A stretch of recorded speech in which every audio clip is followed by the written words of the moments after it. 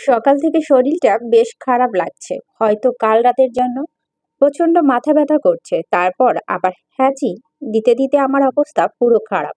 শান আমার দিকে রাগী দৃষ্টিতে তাকিয়ে আছে আর একটার পর একটা ইস্যু এগিয়ে দিচ্ছে। নাক মুছতে মুছতে আমার নাক লাল হয়ে গেছে আর চোখ থেকে টপ টপ করে পানি পড়ছে। আমি আর চোখে শানের দিকে তাকাতে দেখলাম উনি এখনো একইভাবে আমার দিকে তাকিয়ে আছে। কি হলো? এত রাগ করার কি আছে?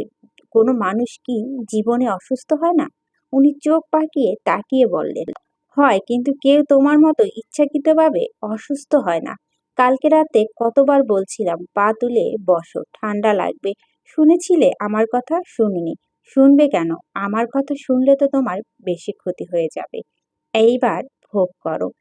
আমি বুঝেছি নাকি শরীর এতটা খারাপ হয়ে যাবে? কথাটা বলতেই না বলতেই আমি আবার হ্যাঁচি দিলাম। উনি পারে না চোখ দিয়ে আমাকে ভস্ম করে দেয়। উনি উঠে চলে গেলে আমার পাশ থেকে আমিও ওনার পিছু পিছু গেলাম। কি হলো? ওখান থেকে উঠে আসলেন কেন? উনি কোনো কথা বললেন না আমার সাথে। আমার সামনে থেকে সরে আমার বেডে গিয়ে বসলেন। আমিও বেডে ওনার সামনে বসে বললাম, কি হলো? আমাকে দেখতে পাচ্ছে না নাকি? আমি আপনার সাথে কথা বলছি, মুখ অন্যদিকে ঘোরাচ্ছেন কেন? উনি কোনো কথা না বলে চুপচাপ বসে আছেন, না আমার দিকে তাকাচ্ছে আর না কোনো কথা বলছে। ওনার এত রাগ দেখে এখন আমার নিজের ওপর নিজেরই রাগ হচ্ছে। উফ! তখন যদি ওনার কথা শুনতাম তাহলে আজকে আমাকে এত কষ্ট করতে হতো না। আর না উনি আমার উপর রাগ করে থাকতেন। এখন এই মহারাজের রাগ কি করে ভাঙবো? আমি ওনার সামনে বসে ২ হাত দিয়ে ওনার মুখটা আমার দিকে ফিরালাম। উনি আবার ওনার মুখটা অন্যদিকে ঘুরিয়ে নিলেন। আমি আবার ওনার মুখটা আমার দিকে ফিরালাম। উনি আবারও আমার মুখ থেকে ফিরিয়ে নিলেন। বেশ কয়েকবার এমন করার পর উনি রাগী চোখে তাকিয়ে বললেন, উফ! এত বিরক্ত করছো কেন? আমি মুচকি হেসে বললাম, বিরক্ত করতে ভালো লাগে তাই করি। উনি আবারও বিছানা থেকে উঠে গিয়ে সোফায় বসলেন। আমিও আবার ওনার পিছু পিছু গেলাম। ওনার পাশে বসে বললাম, উফ! এত রাগ কোথায় রাখেন বলেন তো? শান কোনো কথা বললেন না। তখন শান ফোন কল আসলো। শান ফোন রিসিভ করতে ওপাশ থেকে একটা সুরেলা কণ্ঠে ভেসে আসলো, স্যার, আজ একটা জরুরি মিটিং আছে, আপনি কখন আসবেন? আমি শান বলার আগেই আমি শানের হাত থেকে ফোনটা ছো মেরে ফোনটা নিয়ে নিলাম আর বললাম, আপনাদের স্যার আজ যাবে না অফিস থেকে বাসায়, ওনার একটা বেশি জরুরি কাজ আছে। মিটিং আরশ ভাইয়া জয়েন করে নিবে, ওকে? কথাটা বলে আমি ফোনটা কেটে দিলাম। ভাগ্যিস ফোনটা স্পিকার দেওয়া ছিল, যার কারণে আমি শুনতে পেয়েছিলাম। না হলে উনি এখন এত এত রাগ নিয়ে অফিসে চলে যেতেন আর সারাদিন আমার অস্থিরতা কাটতো। কি হলো, ফোনটা নিলে কেন আমাকে না বলে? আমার বরের ফোন, আমি নিতেই পারি, সেটা আপনাকে বলে নিব নাকি? ফোনটা দাও। না, দিব না। উনি গম্ভীর কণ্ঠে বললেন, সোহা, ফোনটা দাও, বিরক্ত করো না, আমার ইম্পর্টেন্ট কাজ আছে। আমার থেকেও কি ইম্পর্টেন্ট কাজ শুনি? উনি একটা দীর্ঘশ্বাস ফেলে বলেন, ফোনটা দাও। আমিও আগেই ভঙ্গিতে বললাম, দেব না। এখন যদি তোমার সাথে খারাপ কিছু করি তাহলে আমাকে বলতে এসো না। আমি মুখ ভেঙে বললাম, যা খুশি করুন, আমি আপনাকে ভয় পাই নাকি? কথাটা বলে উনি রেগে আমার দিকে এগিয়ে এলেন। আমি ভয় পেয়ে গেলাম। হায় হায়, এখন আমাকে মারবে নাকি? আমি একটু পিছনে যেতে পা ভেজে হুট করে সোফায় গিয়ে পড়লাম। আমি পড়তেই উনি আমার দিকে একটু ঝুঁকে এলেন। আমি চোখ বন্ধ করে নিলাম। সে সুযোগে উনি হাত থেকে ফোনটা নিয়ে নিলেন, আমার থেকে কিছুটা দূরত্ব বজায় রেখে বসলো। আমি একটু মুখ ঘুরালাম। উনি আবার ফোন ডায়াল করতে শুরু করলেন। আমি গিয়ে আবার ওনার হাত থেকে ফোনটা নিয়ে নিলাম। কাকে ফোন করছেন আবার? আমি অফিসে যাব। মিথ্যে বলছেন কেন? আমি জানি আপনি অফিসে যাবেন না। উনি ভুরু কুঁচকে বলে, তোমাকে কে বলল?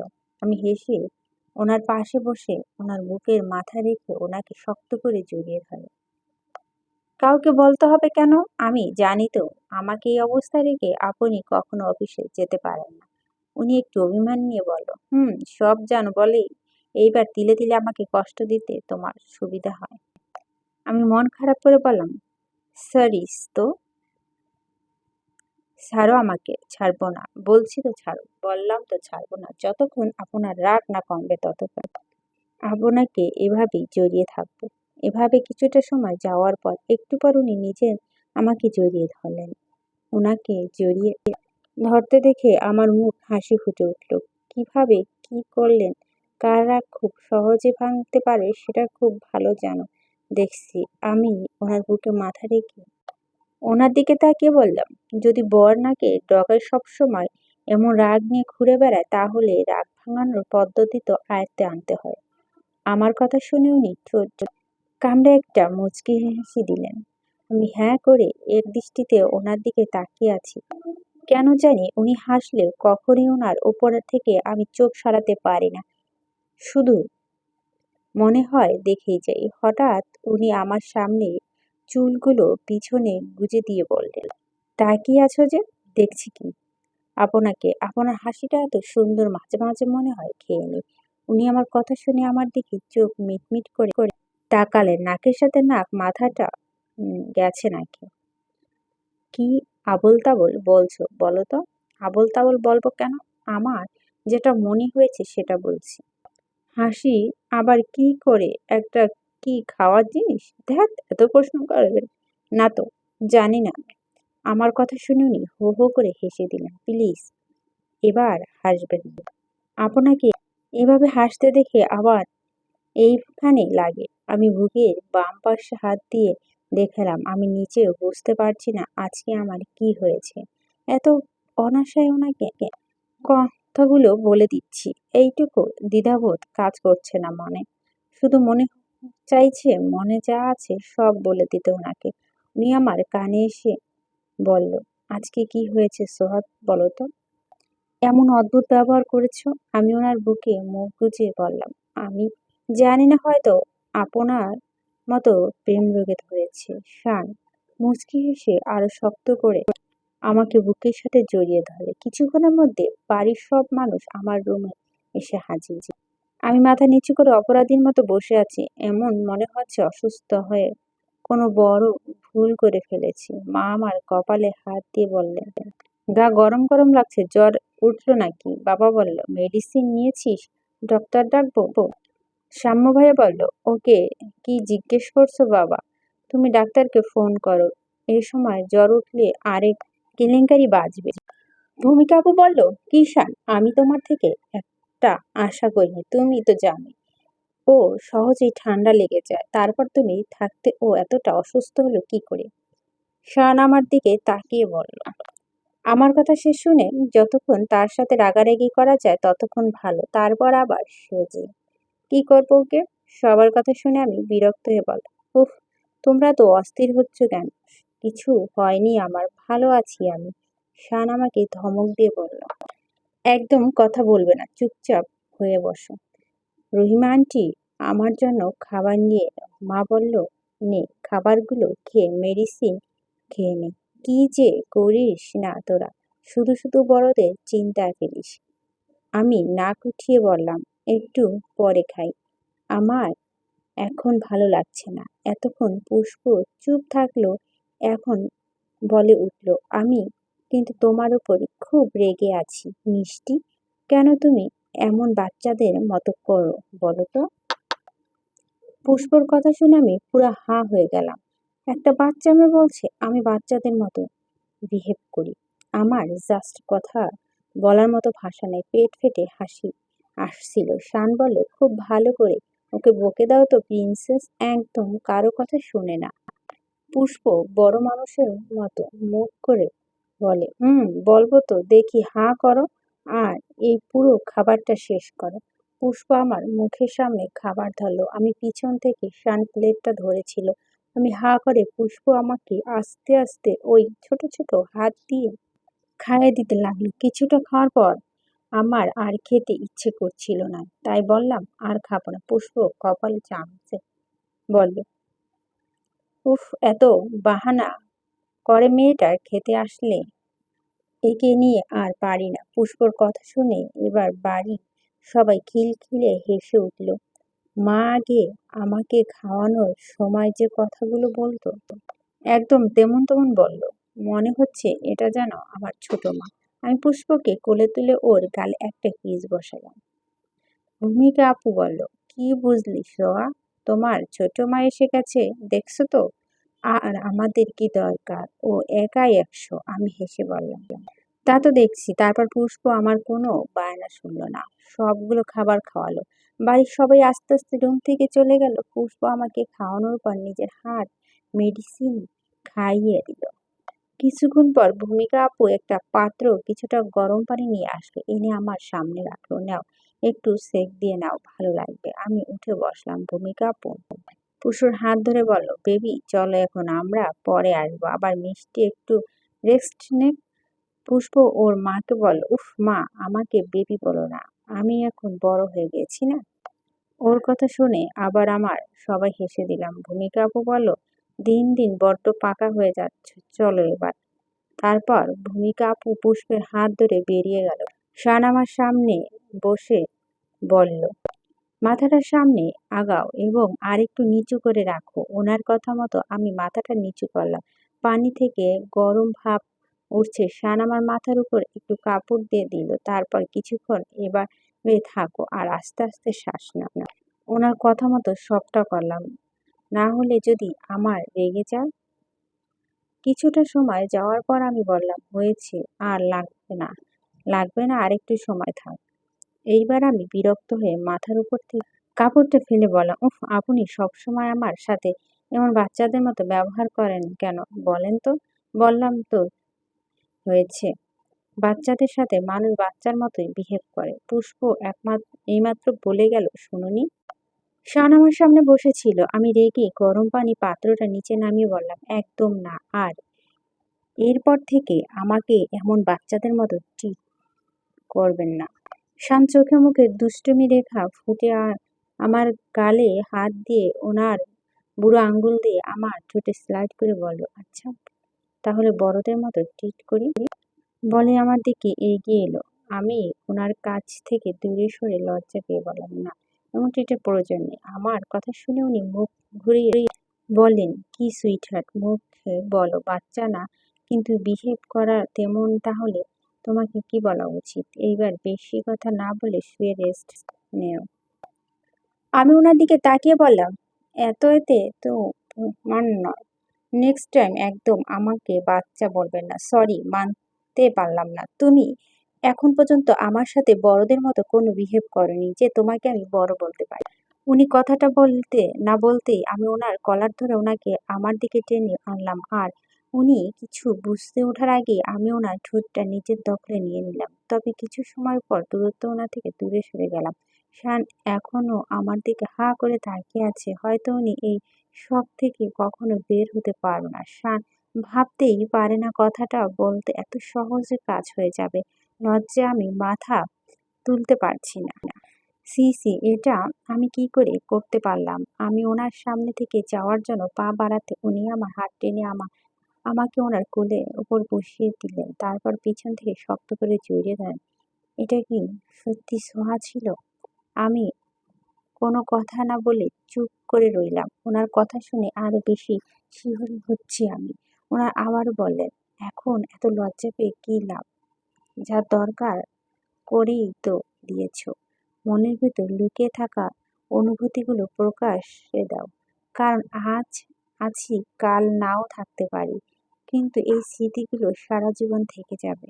ওনার এত আবেগময় কথা শুনে চোখে জল চলে এলো। উনি আমার কপালে একটু চুমু দিয়ে বলল, কিন্তু আমার আবার রিপিট টেলিকাস্ট দেখতে মন চাইছে। আমি কাঁপা কাঁপা কণ্ঠে বললাম, না। উনি আমার ঘাড়ে ওনার থুতনি রেখে বলল, আমি বলছি যখন হ্যাঁ তখন হ্যাঁ। কথাটা বলে উনি আমার দিকে এগিয়ে আসতে আমি ওনার বুকে মুখ লুকালাম।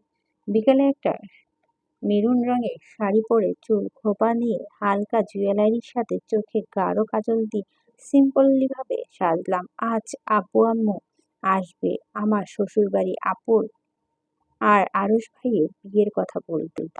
এজন্য রেডি হচ্ছিলাম। আয়নার আরেকবার নিজেকে ভালো করে দেখে না সব ঠিক আছে কিনা। তখনই হঠাৎ কোমরের কারো স্পর্শ পেলাম। খানিকটা কেঁপে উঠলাম, কিন্তু ভয় পেলাম না, কারণ আমার এই ছোঁয়াতে যে বড্ড পরিচিত। শান আমাকে পিছন জড়িয়ে ধরে ওনার থুতনি আমার ঘাড়ের উপর রেখে বললেন, এত দেখো না সুইটহার্ট, তোমার এত সুন্দর লাগছে যে আয়নাও না নজর লাগে। ওনার কথা শুনে হাসলাম। তাহলে নজর কাটিয়ে দিন। সিরিয়াসলি, তাহলে আমার পদ্ধতিতে নজর কাটাই? জি না মশাই, এসবের টাইম নেই। কিছুক্ষণ বাদে আব্বু আম্মু আসবে, নিচে যেতে হবে। তাছাড়া আমি আপনার পদ্ধতিতে নজর কাটাতে বলিনি, সত্যিকার অর্থে নজর কাটাতে বলছিলাম। শান আমাকে ছেড়ে দূরে সরে গেল। দেখ, তুমি না একদম আনরোমান্টিক, সবসময় মোট 12টা বাজিয়ে দিতে প্রস্তুত। ওনার কথা শুনে আমি আবারও হাসলাম। কিছুক্ষণ পর হঠাৎ আমার মাথায় দুষ্টুমি খেলতে আরম্ভ করে, তাই একটু হেসে ওনার সাথে মজা করে বললাম, আমার না আবার বিয়ে করতে মন চাচ্ছে। কথাটা বলি শান সরু চোখে আবার দিকে তাকালো। আবার বিয়ে করবে মানে? এই একটু মজা করে বললাম, বিয়ে করা মানে বিয়ে করব। শান হঠাৎ করে আমার চুলের মুঠি ধরে আমাকে ওনার কাছে নিয়ে গেলেন। তারপর রাগান্বিত হয়ে দাঁতে দাঁত চেপে বললেন, এই কথা মুখে আনলে কি করে? তুমি আমি ছাড়া দ্বিতীয় কারো কথা যদি কখনো মাথায় আসে, তাহলে এই মাথাটা আর মাথার জায়গায় থাকবে না, মনে রেখো। প্রথমে তোমাকে মারব, তারপর নিজে মরব। ওনার কথা শুনে আমি খিলখিলি হেসে দিলাম আর ওনার গলা জড়িয়ে ধরলাম। এত জেলাসি ঠিক নয় মিস্টার। অতিরিক্ত রাগ মানুষের ধ্বংসের পথে নিয়ে যায়, তাই কন্ট্রোল করুন। তোমার জন্য আমি কোনো সীমা পর্যন্ত যেতে পারিনি। সেই সম্পর্কে কোনো আইডিয়াই নেই তোমার। শুধু একবার তোমার সীমা অতিক্রম করে দেখো। আচ্ছা, আপনি না বুঝে এত রাগ দেখাচ্ছেন কেন? আমি বলছি বিয়ে করব, কিন্তু দ্বিতীয়বার বিয়ে করব, সেটা কি একবার বলছি? শান আমার চুল থেকে হাত সরে জিজ্ঞাসার দৃষ্টিতে তাকিয়ে বলল, মানে? আমি হেসে বললাম, মানে আমি আমার বিয়ের করা বরকে আবার বিয়ে করতে চাই। কথাটা বলে ওনার মুখে হাসি ফুটে উঠল। তাই বলো, আমি তো ভয় পেয়ে গিয়েছিলাম। এ তো ভয় পান কেন? আপনার মনে হয় আমি আপনাকে কখনো ছাড়তে পারবো? সেটা তো তুমি চাইলেও পারবে না। তো হঠাৎ আবার বিয়ে করতে মন চাইলো কেন? আমি হাসতে হাসতে বললাম, না চাওয়ার কি আছে? আমার সবসময় ইচ্ছে ছিল একই সাথে একই স্টেজে আমাদের বিয়ে হবে, বাট প্রথমবার যা হলো যুদ্ধ, বুঝতে তো পারিনি। আর বিয়েতে একটু মজাও করতে পারলাম না, শুধু টেনশন ছিলাম বিয়েটা আরশ ভাইয়ের সাথে না হয়ে যায়। কিসের মধ্যে কি হলো বোঝার আগে বিয়ে শেষ। এবারে কার বিয়ে হয়? ওহ, এই কথা। ওকে, আমার সুইটার যখন ইচ্ছে হয়েছে, তাহলে সেটা অবশ্যই পূরণ করবো আমি। বিকেলবেলা আব্বু আম্মু আর আপু চলে এসেছে। সবাই জোড়ায় জোড়ায় পাশাপাশি বসছে। পুষ্প নিজের রুমে খেলা করছে। এখন এখানে সব বড়রা রয়েছে, বিয়ের কথাবার্তা চলছে, কার কি কাজ সবাইকে বুঝিয়ে দেওয়া হচ্ছে। প্রায় কথাবার্তা বলে সব ঠিক করে নিয়েছে, বিয়ে 15 দিন পর হবে। এর মধ্যে কার্ড বিতরণ, কেনাকাটা, ডেকোরেশনের ব্যবস্থা সব কমপ্লিট করতে বলেছে শ্বশুর মশাই। উনি একদম দেরি করতে চাইছেন না বিয়ের ব্যাপারে, কারণ এই বিয়ের মাধ্যমে আত্মীয় স্বজনদের একটা শিক্ষা দেওয়া উচিত। বিয়ের কথা কমপ্লিট হতেই আমি নিজের হাতে সবাইকে মিষ্টি মুখ করালাম। বাবা আর শ্বশুর মশাই কোলাকুলি করলেন দ্বিতীয়বার বিয়ে হওয়ার সুবাদে। তখন শান বলে উঠল, বাবা আমি একটা কথা বলতে চাই। শানের কথা শুনে শ্বশুর মশাই বলল, কি কথা বলবি? বলছিলাম আরশ আর স্মৃতির সাথে আমার আর সোহার বিয়েটা হলে কেমন হয়, একদম প্রথমবারের মতো। আসলে প্রথমবার বিয়েটা কিভাবে হলো সেটা তো জানোই, সবাই তেমন একটা মজা করতে পারেনি, তাই বলছিলাম। শানের কথা শুনে আমি বিষম খেয়ে গেলাম। আমি তো মজা করে বলছিলাম, উনি এটা এত সিরিয়াসলি নেবে কে জানতো। এখন সবাই কি ভাববে? আমার গলা দিয়ে মিষ্টিটা আর নামছে না। কিছুক্ষণ পর আমার বাবা বলে উঠল, কথা ঠিক, যদি তোমার একে অপরকে পছন্দ করতে, তবুও তোমাদের বিয়েটা তো ঠিকঠাক হয়নি। আমারও মনে হয় তোমাদের বিয়েটা আবার হলে ভালো হয়। শ্বশুর মশাই উল্লসিত হয়ে বলল, হ্যাঁ, আগের বার ভুল জুটির বিয়ে দিতে চাইছিলাম, তবে আবার ধুমধাম করে ওদের বিয়ে দিব, কিন্তু এইবার ঠিকঠাক জোড়ার সাথে। কথাটা শুনে আমি খুব খুশি হয়ে গেলাম। আপু এসে আমাকে জড়িয়ে ধরল। সবকিছু এত ভালো ভালো হচ্ছে যে বিশ্বাস হচ্ছে না। অবশেষে আমাদের দুই বোনের ইচ্ছেটা পূরণ হচ্ছে কি বলিস? আমিও হেসে বললাম, আমি আপুর পাশে দাঁড়িয়ে শানের দিকে তাকিয়ে বলছিলাম। হঠাৎ শান আমার দিকে এগিয়ে আসছিল। আমি একটু আশেপাশে তাকালাম। কি করে চাইছেন উনি? শান আমার কাছে এসে এপাশ ঘেঁষে যাওয়ার সময় আমার কানে ফিসফিস করে বলল, বলেছিলাম না তোমার সব ইচ্ছে পূরণ করব, শুধু একবার মুখ ফুটে তো বলো। কথাটা বলেই উনি চলে গেলেন। শুধুমাত্র আমার খুশির জন্য উনি এতটা করলেন ভেবেই আমার চোখে পানি চলে এলো। শান চলে যাচ্ছে, পিছনে ঘুরে আবারও ওনার দিকে তাকলাম। হঠাৎ শানের চোখে চোখ পড়লো। আমি চোখ পড়তেই আমি হালকা হাসলাম। শান আমাকে ঠোঁট দিয়ে ইশারায় করতে আমি লজ্জায় চোখ সরিয়ে নিলাম। তখন আমার ফোনটা বেজে উঠল। তানিশার কল ছিল। তানিশার কল দেখে আমি একটু অবাক হলাম। মনে মনে বললাম, এতদিন পর কি ব্যাপার? আমি ফোনটা নিয়ে ওদের থেকে একটু আড়ালে গিয়ে রিসিভ করলাম। রিসিভ করতেই ওপাশ থেকে তানিশা বলে উঠল, কিরে, বিয়ের পর তো পৃথিবীতে সবকিছু ভুলে গেছিস, জামাই বুঝি বেশি ভালোবেসেছে? আমি বিরক্ত হয়ে বললাম, ফালতু কথা বাদ দে, যেটা বলছি ফোন দিছিস সেটা বল। তারপর ও যেটা বলো সেটা শুনে আমার মাথা ঘুরতে লাগলো। আমার সব শেষ। আমার এত প্ল্যান প্রোগ্রাম হাসিমুখে সব শেষ করে দিলে। এখন আমার কি হবে? আমি ফোনটা কেটে হন করে ড্রয়িং রুম গিয়ে গেলাম আর গিয়ে মন খারাপ করে বললাম, এই বিয়েটা হবে না।